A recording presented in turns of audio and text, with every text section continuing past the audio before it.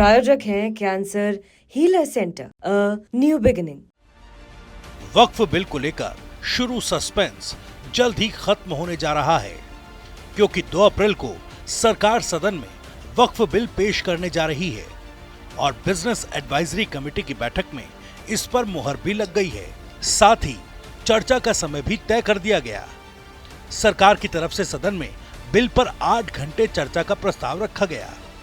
हालांकि विपक्ष लगातार सरकार का विरोध कर रहा है।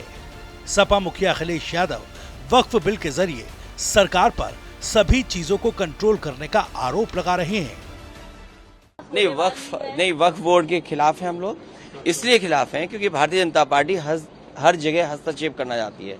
भारतीय जनता पार्टी हर जगह अपना कंट्रोल चाहती है। सर, साथ ही जो अजमेर के हैं वो लोग सपोर्ट कर रहे थे, चिश्ती लोग, वो लोग कह रहे हैं कि इसको भ्रम फैलाया जा रहा है, ये सही है। ये भारतीय जनता पार्टी किससे क्या कहलवा दे, किससे क्या करवा दे, ये भारतीय जनता पार्टी का कमाल है।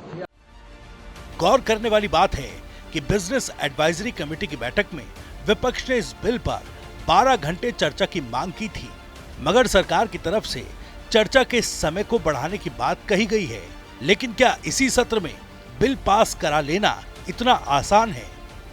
क्योंकि विरोध के सुर सिर्फ लोकसभा में ही नहीं बल्कि राज्यसभा में भी उठेंगे और रामगोपाल यादव, जो सपा के राज्यसभा सांसद हैं, सरकार की नीयत पर सवाल खड़ा कर चुके हैं।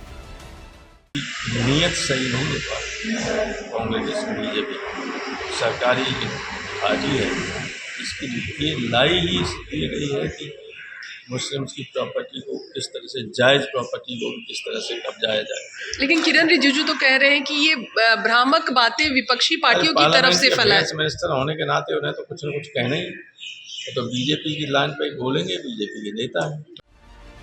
वक्फ बिल को लेकर फूंक फूंक कर कदम रख रही सरकार नहीं चाहती कि बिल किसी भी सदन में अटक जाए। इसलिए तो बिल पेश होने से पहले जेडीयू नेता संजय झा ने गृह मंत्री अमित शाह से मुलाकात की, क्योंकि बिहार में चुनाव है और कहीं ये दाव उल्टा न पड़ जाए। वहीं एआईएम चीफ असदुद्दीन ओवैसी जैसे नेता पहले ही इस बिल को वक्फ बर्बाद बिल कह रहे हैं। देखिए, ये जो गवर्नमेंट एनडीए की गवर्नमेंट, जिसको चंद्रबाबू नायडू, नीतीश कुमार, चिराग पासवान और जयंत चौधरी सपोर्ट कर रहे हैं, ये वक्फ बिल अनकॉन्स्टिट्यूशनल है। ये वक्फ बिल आर्टिकल 14, आर्टिकल 25, 26, 29 का ग्रेव वायलेशन है। ये वक्फ बिल नहीं है बल्कि ये वक्फ बर्बाद बिल है ये।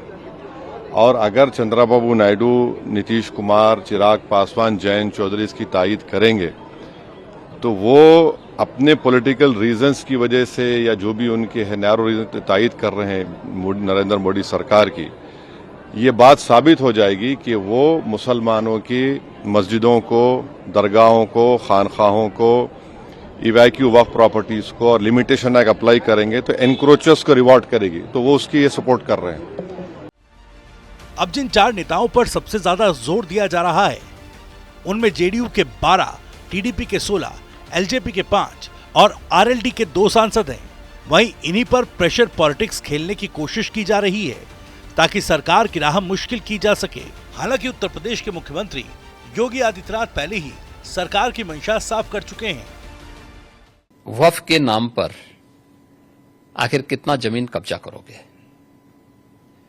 दूसरा, वक्फ के नाम पर एक भी कोई इन्होंने वेलफेयर का काम किया हो, एक भी नहीं आप गिना सकते।